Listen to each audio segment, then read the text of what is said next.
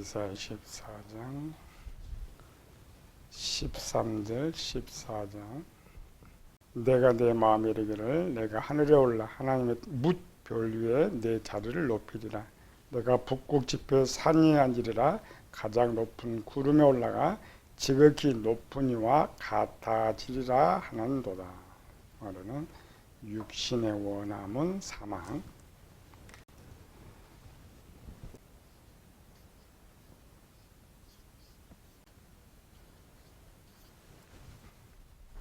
마음의 3요소는 지정이고 더 깊이로 가면 23가지의 구조로 나누어진다 했죠.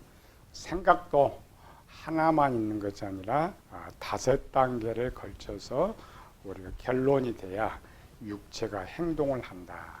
그래서 생각은 영이 하는데 영의 기능이 5단계가 있다고 했죠. 상황의 단계, 정보 수집의 단계, 원함의 단계, 계획의 단계, 명령의 단계가 있다. 이 중 우리가 지난주에 3단계 원함의 단계를 살펴봤죠. 3단계 원함의 단계라는 것은 우리가 눈으로 보고 듣고 어떤 것이 떠오르면 사람은 반드시 그 정보들을 행할 것인가 행하지 아니할 것인가를 결정해야 된다. 이게 사람의 중에 하나님의 축복인 것이죠. 그 답을 찾는 단계가 원함의 단계다. 이 부분을 우리가 하와의 상황에서 살펴봤죠. 하와가 먹겠다고 생각하는 것. 하와의 모습은 1단계, 2단계, 3단계를 보면은 상황, 환경 속에서 이런 것이 들어왔는데 결국 그 악의 원함을 선택했는데 오늘 우리도 이런 생각을 한다고 했죠. 이게 이제 우리가 구별하는 방법은 제일 간단해요. 원함은 어떤 것을 결정하는 것. 우리가 살면서는 여기다 많은 것들이 등장하고 있는데 많은 것들이 등장하는데 실제 구별은 딱 2개밖에 없어요. 선한 거냐 악한 것이냐 이것만 구별해. 내가 지금 원하는 것이 선한 것이냐 악한 것이냐. 이걸 사도 바울은 둘로 써놨죠. 영의 이치에서는 한쪽을 영의 생각이나 육신의 생각이나 마음으로 보면은 이거를 마음의 법, 육체의 법 이 둘 중에 하나를 선택하도록 우리는 구성되어 있다라는 것이죠. 본문에 이사야 16장 13절 14절에 보면은 하와 편의 중간이 빠졌죠. 오늘 이사야에서 14장 13, 14절은 원함의 결정이 되어 있어요. 이전에 하와처럼 뭐 생각이 했다 이런 상황이 없어요. 그러니까 1단계, 2단계가 생략되고 3단계도 중간 부분이 생략된 결론만 이사야에 기록되어 있죠. 하와는 먹을까 말까, 가질까 말까 하고 결정을 내렸는데 이사야 14장에서는 높인다, 앉으리라, 같아지리라 이런 말은 원함이 결정돼 버린 거죠. 그러니까 원함이 결정되면 이 결정되는 결과를 가지고 이 결과를 가지고 하나님께서 판단하신단 말이에요.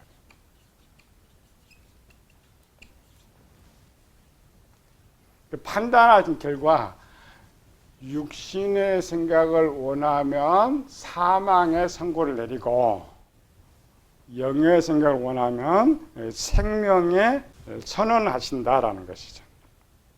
하와와 이 과정에 전투가 치열하다고 했죠.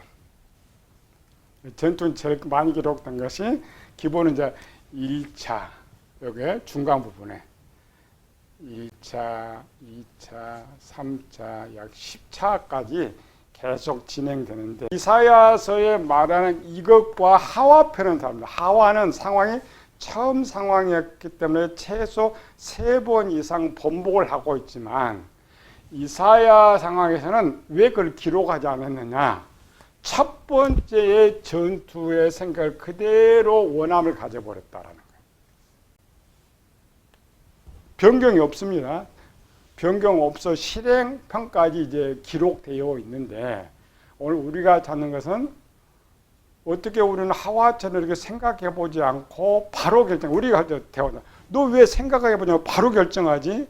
어떤 사람 왜 너 그렇게 생각을 많이 해? 이런 거죠. 생각을 많이 한다라는 것은 이제는 그런 경험이 없었다라는 거야. 그런 상황을 살아보지 않았다라는 거야. 그런데 생각 없이 결정한다라는 것은 그런 상황 속에서 살고 있었기 때문에 그게 숙달된 거예요. 우리가 기술로 말하면 그러죠. 초보자는 뭐 하나만 굉장히 어렵지만 숙달된 사람은 금방 만들어내는 것과 똑같다라는 것이죠. 그런데 본문에 등장하는 이사야서 14장 요 본문은 바벨론 왕이다.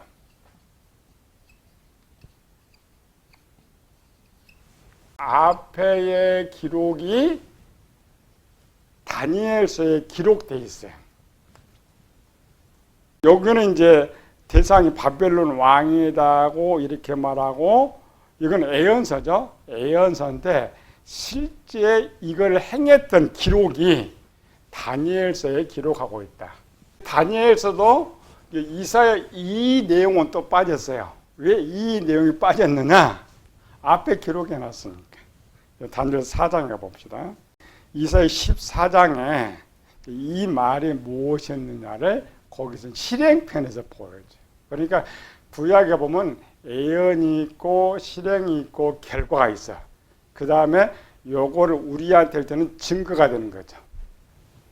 그 기록된 것은 규례입니다. 이런 이제 규례 판례가 있고 우리에겐 적용. 다니엘 4장 28절에 30절하고 37절. 이 모든 일이 나 느부갓네살 왕에게 임하였느니라. 이 말은 즉 이사야서 14장의 일, 또 하나는 앞에 너 이런 일이 있을 거라는 것을 꿈을 통해서 보여줬어요. 근데 그 내용은 뭐냐? 이사야 14장이라니까요. 그걸 보고도 알았어요. 알고도 이 말이죠. 내가 임하였느니라. 12달 지난 후에 내가 바벨론 왕궁 지붕에 거닐 때 나 왕이 말하되 이 큰 바벨론은 내가 능력과 권세로 건설하여 나의 도성을 삼고 이것으로 내 위엄의 영광을 나타낸 것이 아니냐 하였더니 뒤에 구절이 없어요. 뒤에 구절이 없고 바로 그냥 들로 보내버린 사건인데 여기 생략된 내용이 뭐냐라는 거죠. 이렇게 여기는 전반부요. 하와편은 뱀의 말을 들은 거죠. 뱀의 지식이 들어와서 했더니 중간의 내용이 어디 있느냐. 이게 성경의 비밀이죠. 중간의 내용이 다시 이사야서 14장으로 간단 말이죠. 왜 하나님께서 이 바벨론 왕을 저 들로 보내서 짐승으로 만들어 버렸느냐. 이제 14장 이 말을 누가 한다고 바벨론 느부갓네살이 한 말이에요. 예언적으로. 이 말이 뭐냐를 찾아야 되는 거죠. 항상 하나님의 진노는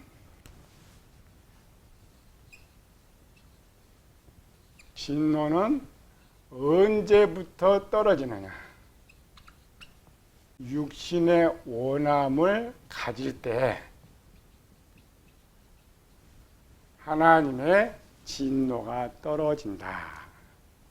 그래서 두 개를 붙여놔야 이 부분이 되는 거죠. 그래서 다니엘서만 봐도 이게 뭔 말인지 모르고 이사야서만 봐도 뭔 말인지 모르는 거예요. 이게 둘 다 떨어졌기 때문에. 그러나 다니엘서 30장 30절 읽고 이사야서를 읽으면은 느부갓네살이 이렇게 다 지금 세계 최고 지금 왕이 됐어요. 당대의 최고의 왕이 되어서 그 느부갓네살이 원했던 생각, 원했던 육신의 생각이 뭐냐를 여기서 지금 기록하고 있단 말이에요. 뭘 원한가? 다시 이사야서 14장으로 가가지고 내가 내 마음에 이르기를, 그러니까 마음에 이르기를, 요거를 이제 구절을 보면 마음에 있는 지식이 요렇게 올라왔죠. 영에게 올라왔는데 어떤 지식이 올라왔느냐? 그것이 이 지식이란 말이에요. 마음에서 영에게 이르기를 내가 하늘에 올라 하나님의 묵별 위에 내 자리를 높이리라. 이 말은 이해가 안 되죠. 사람이 여기 있는데 왜 하늘에 올라가지? 다음 구절이 참 좋거든요. 내가 북극 지폐 산 위에 앉으리라. 앉으면 앞에 연결될 때 하늘에 올라 가장 높은 구름이 올라지기 높은 이와 같아지는데 육의 위치에서는 여기 올라가면 같아지는 거예요. 요거 자주 얘기해요. 북극 지폐의 산 위가 무엇이냐? 북극 지폐 산 위가 어디에 얘기해? 여기 집회 장소. 집회 장소면은 고대는 어디야? 여기가 산당. 근데 고대의 높은 산, 우리나라 옛날 불교 절이 다 있어요. 산에 있었죠. 산에 신이 있어요. 산에. 그러니까 이 시대도 가장 높은 신, 높은 신은 어디 있었느냐? 산에 있었단 말이에요. 산에. 지금 이 느부갓네 시대는 이미 사람이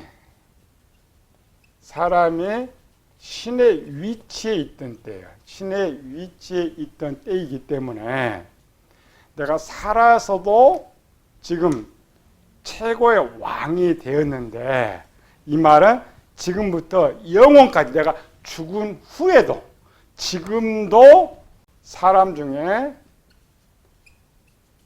최고의 신이 되고, 죽은 후에도 고대는 신들이 살았을 때만 신으로 섬기는 그 신을 계속 섬기는 거죠. 죽은 후에도 최고의 신의 위치에 앉겠다 이 말이에요. 그러니까 영적으로 보면 저 하늘 말하고 있는데 그렇지 않고, 이 부분은 마귀한테만 하늘이 맞아요. 그러나 느부갓네살 생각에 지금 내가 모든 걸 이제 다 이루었어. 그래서 지금부터는 내가 저 모든 사람들의 최고의 칭송받는 자리에 자기 우상을 만들어야 돼. 그렇죠? 자기는 왕궁에 있지만 그 말이, 그래서 요 신당에, 산당에 자기 우상을 세우고 영원토록 신으로 숭배를 받겠다라는 말을 한 거예요. 생각을 그 생각했어요. 결정했죠. 그랬더니 바로 하나님께서 바로 갖다 던져버려, 땅에 던져버려. 거기는 이제 짐승이 되겠는데 그 영적으로 구덩이죠. 구덩이에 던져버린.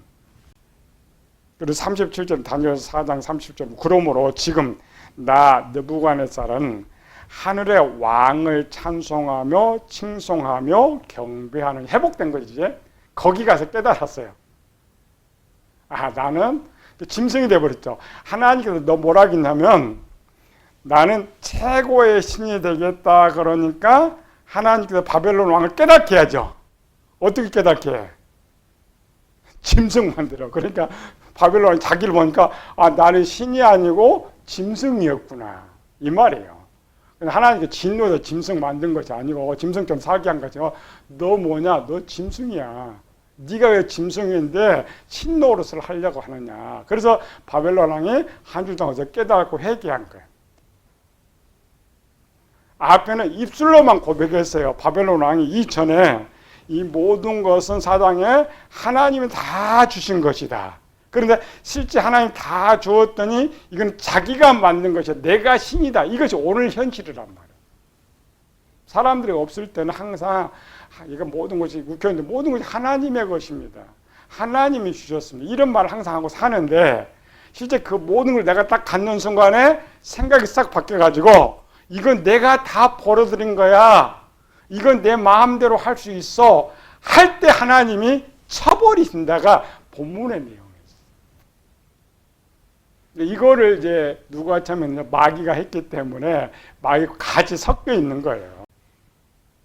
전부 우리 이야기인데 우리는 잘못 한쪽 전부 마귀 이야기. 또 하나 이건 바벨론 왕의 이야기 그렇죠? 아닙니다.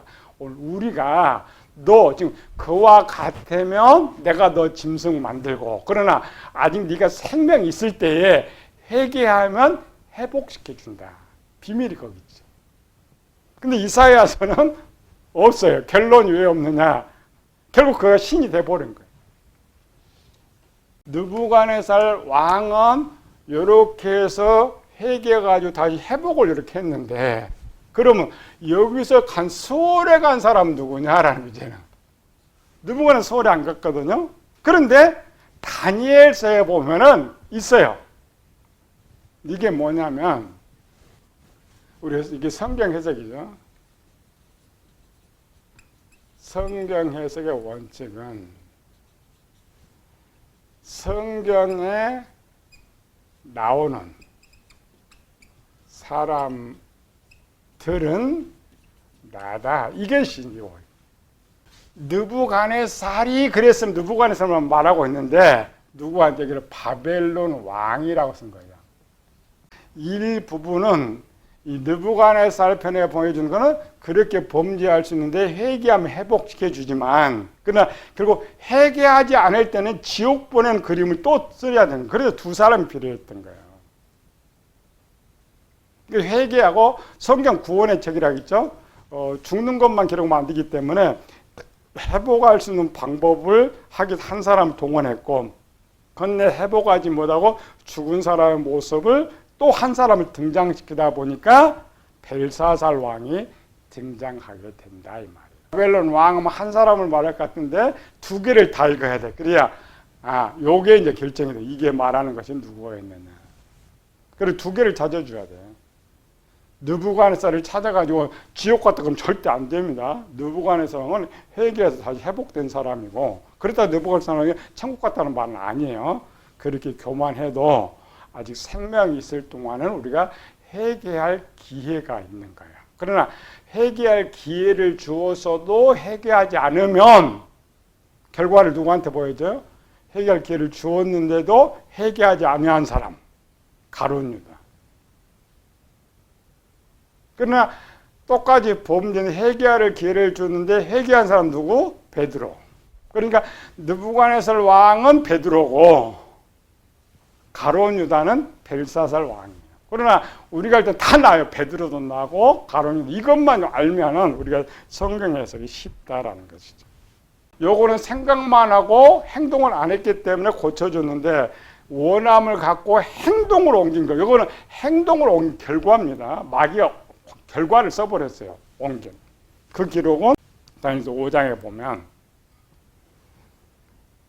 18, 19, 20, 21절만 빼놓고 23절까지 쭉 읽어보면 이제 여기 말하는 이 수월간 대상이 누구냐, 왜 수월에 내려갔느냐가 기록되어 있어요.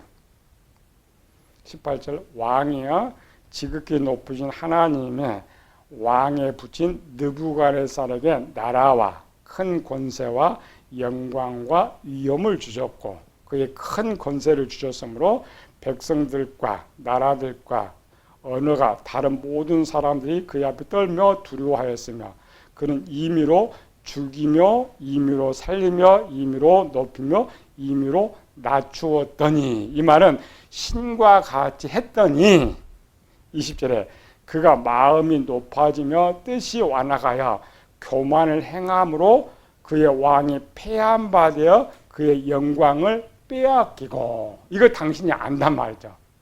그러나 당신 아버지가 회개했는데 21절에 벨사살이여 왕은 그의 아들이 되어서 이것을 다 알고도 아직도 마음을 낮추지 아니하고. 그러니까 원함을 갖고 행동했단 말이에요. 무슨 행동? 도리어 자신을 하늘의 주제보다 높이며. 그러니까 이게 해석됐죠. 그러니까 문장만 보면 우리가 저 천국을 말하고 있는 것 같은데 아니고, 요게 집행, 요걸 왜 썼냐면은 살아있는 상태에서 자신을 하늘의 주제보다 높이며. 그럼 이사야에서는 하나에 올라간다 했죠. 높이며 그의 성전 그릇을 왕 앞으로 가져다가 왕과 귀족들과 왕후들과 혹은 다 그것으로 술을 마시고, 왕이 또 보지도 듣지도 알지도 못하는 금은 구리 새와 나무 돌로 만든 신상들을 찬양하며 도리어 왕의 호흡을 주장하시고 왕의 모든 길을 작정하시는 하나님께는 영광을 돌리지 아니하니라.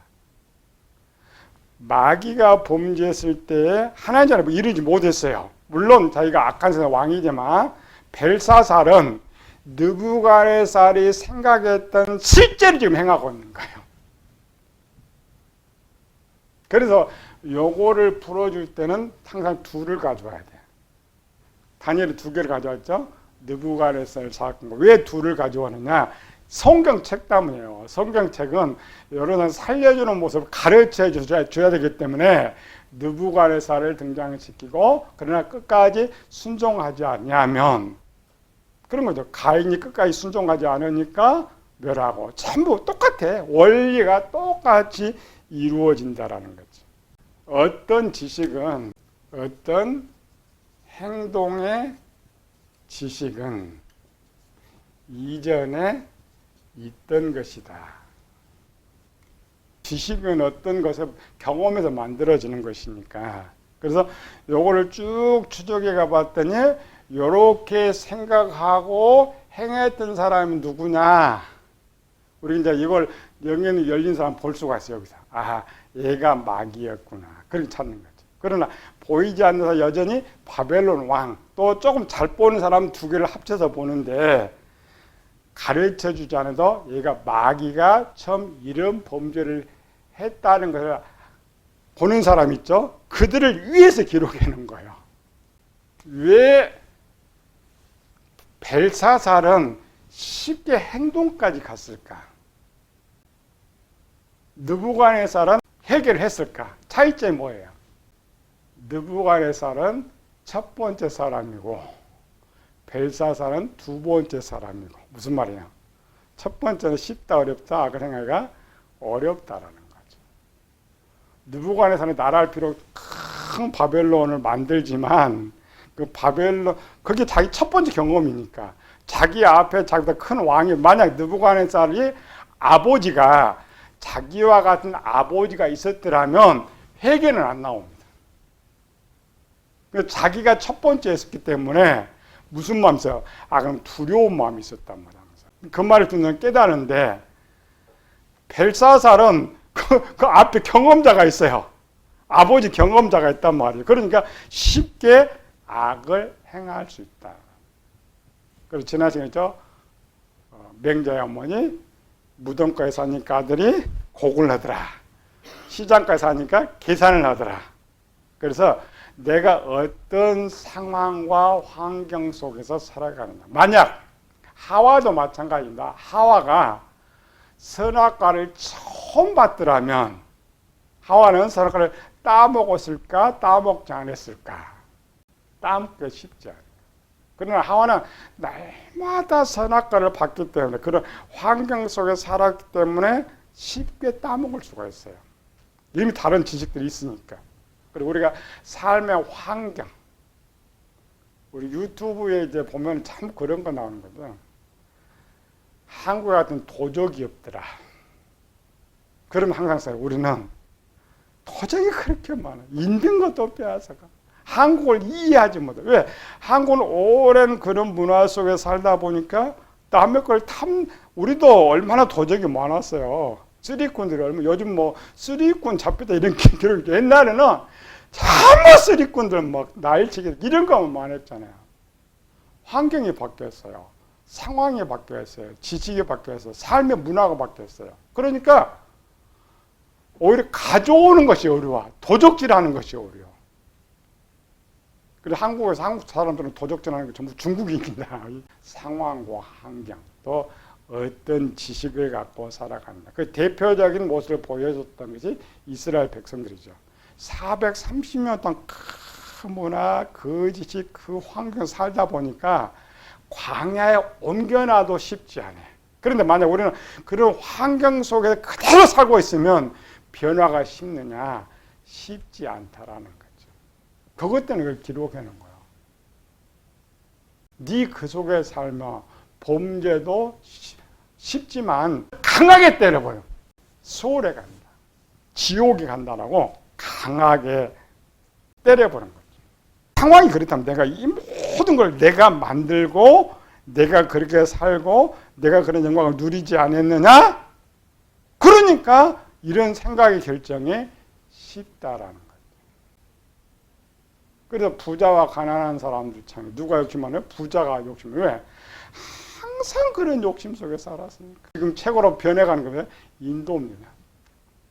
세계 가장 가난한 나라 중에 하나가 인도였어요. 근데 지금 인도가 엄청 잘 삽니다. 그런데 요즘 인도에 하는 것들을 보면 전부 욕심.